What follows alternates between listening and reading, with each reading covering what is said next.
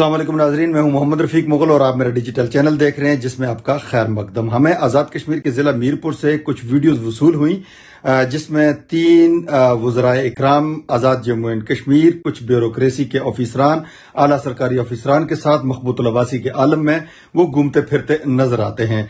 पहले तो मैंने ये समझा कि शायद आज़ाद कश्मीर के ज़िला मीरपुर से कोई खजाना निकल आया है या कोई तेल का कुआं निकल आया है या कोई गैस का जखीरा दरियाफ्त हो गया है, लेकिन हकीकत हाल इससे बरक्स थी। इसके ऊपर बात करेंगे। अभी तक अगर आपने हमारे चैनल को सब्सक्राइब नहीं किया तो उसको सब्सक्राइब कीजिए, लाइक कीजिए ताकि हमारी वीडियोस बर वक्त आप तक पहुंचती रहें। नाजरीन, आज़ाद कश्मीर के 3 वज़रा जो जिला मीरपुर से ताल्लुक रखते हैं, जिनमें डडियाल, चकसवारी के जो मेंबर असम्बली थे वो भी शामिल थे। डडियाल, चकसवारी, मीरपुर और खड़ी शरीफ, यानी कि एक वजीर जो जिनका नाम चौधरी अजहर सादिक है, दूसरे वजीर जो हैं वो यासर छोटे सुल्तान, मेरे सुल्तान हैं यासर सुल्तान, और तीसरे वजीर जो हैं अरशद हुसैन। ये बड़ी इनके पास अहम वजारतें हैं, इनके कलमदान इनके पास हैं। वो सारे काम का छोड़ करके मीरपुर के अंदर वो दंदराते फिर रहे हैं। इस तरीके से लगता है जिस तरह कोई किसी की कोई चीज गुम हो गई या मखबूतुल अब्बासी के आलम में वहां पर फिरते हुए नजर आए। मैं चूंकि बड़े सादा तबीयत का इंसान हूं, सादा आदमी हूं, मासूमाना सी सोच रखता हूं, मैंने सोचा कि शायद आजाद कश्मीर के हमारे इस जिला मीरपुर से कोई खजाना निकल आया है। शायद कोई पोरस की और सिकंदर आजम की जब जंग हुई थी तो वो बच्चे खुचे लोगों ने वो वहां पर किसी खजाने की तदफीन की है, इन लोगों को ये मिल गया है।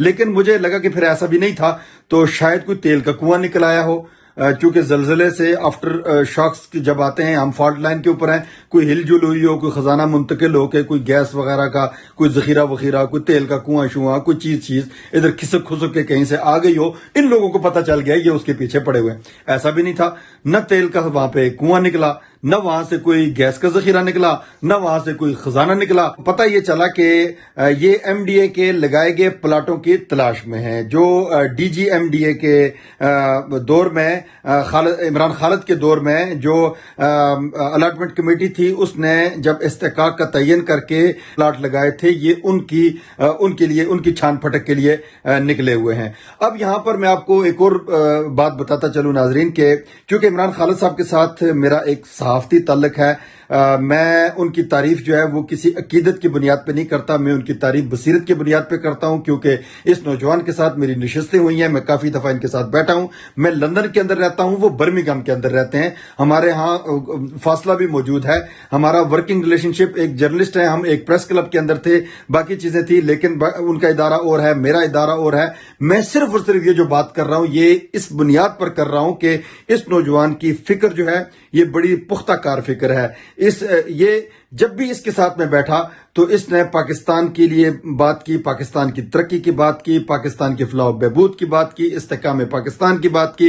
इसने पाकिस्तान को एक ऐसे अंदाज में पेश किया हम दोस्तों के सामने अपनी गुफ्तगू में कि जिससे पता चला कि वाकई ये जज्बा हुब्बुल वतनी से सरशार एक पाकिस्तानी और आजाद कश्मीर से तल्लुक रखने वाला नौजवान है। मेरा शुरू से ये नजरिया रहा है, ये आज की बात नहीं है, ये 15-20 साल पहले जब भी मैं अरबाब इक़्तिदार के साथ बैठता था, मैं उनको कहता था कि आप तारकीन वतन, जिन लोगों ने बाहर के मुल्कों में अपने आप को सिस्टम में ट्रेन किया है या अपने उस सिस्टम को देखा है, उस सिस्टम से वाबस्ता हैं, वहां पर अपनी जिंदगी गुजारते हैं, उनको इदारे दिए जाएं ताकि उन इदारों में वो उस नहज का काम कर सकें जिसके अंदर बेहतरी और तरक्की आए। इमरान खालिद ने अपने दौर में अच्छा काम किया, इसमें कोई शक नहीं है। मैं रिकॉर्ड पर यह बात कर रहा हूं कि जब इमरान खालिद के पास एमडीए आया, उस वक्त एमडीए के अंदर पैसे मुलाजमीन को तनख्वाहें देने के लिए मौजूद नहीं थे।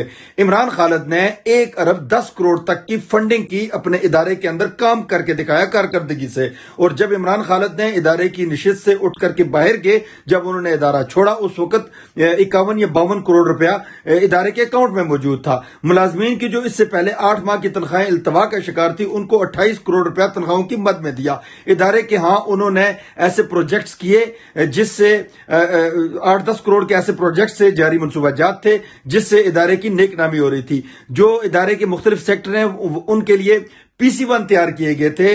मस्ट यूनिवर्सिटी के साथ राब्ता करके वहां पर सिस्टम को कंप्यूटराइज करने के लिए इकदाम किए गए थे। इसमें कोई शक नहीं है कि उन्होंने इकदाम किए। अब इन्होंने जो प्लाट लगाए उसके ऊपर हम बात कर लेते हैं।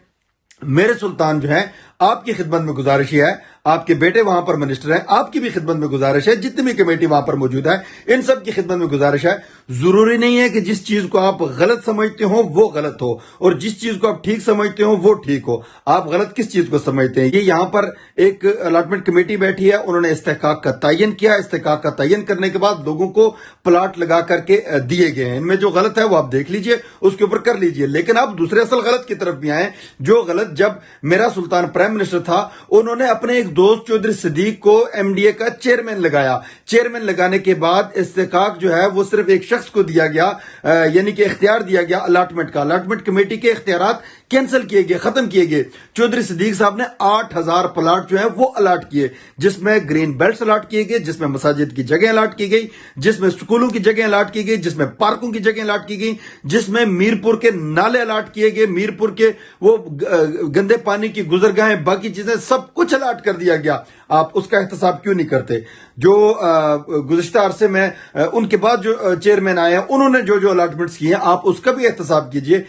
आपको एक तारके वतन यहां से जाकर के अच्छी कारकर्दगी का मुजाहरा करता है, वो इदारे की फलाह बहबूद के लिए काम करता है, उसके काम में कीड़े नजर आना शुरू हो जाते हैं। फिर आप इस तरीके से दंदनाते फिरते हैं, आप घूमते फिरते हैं, आप देखते हैं कि शायद मैं सच्ची बात है, मैंने सोचा कि शायद कोई खजाना निकल आया मीरपुर से, ये जो घूम फिर हो रही है। और इस खजाने के निकलने के बाद जो है वो हमारा हरियाम का ब्रिज जो है वो हमें वापडा के सामने हाथ फैलाने की जरूरत नहीं पड़े। हमारा हक है, वापडा को बना के देना है, लेकिन हमारे पास इतने पैसे आ जाएंगे क्योंकि तेल का कुआं निकला है। हमारे 3 वज़रा वो पूरी की पूरी तवज्जो उनकी उसके ऊपर है। वो शायद उस निकलने वाले खजाने से हरियाम का ब्रिज बन जाएगा, हमारा मीरपुर का ड्राई पोर्ट बन जाएगा, हमारा मीरपुर का इंटरनेशनल एयरपोर्ट बन जाएगा, हमारी ग्रेटर वाटर स्कीम जो है वो कंप्लीट हो जाएगी।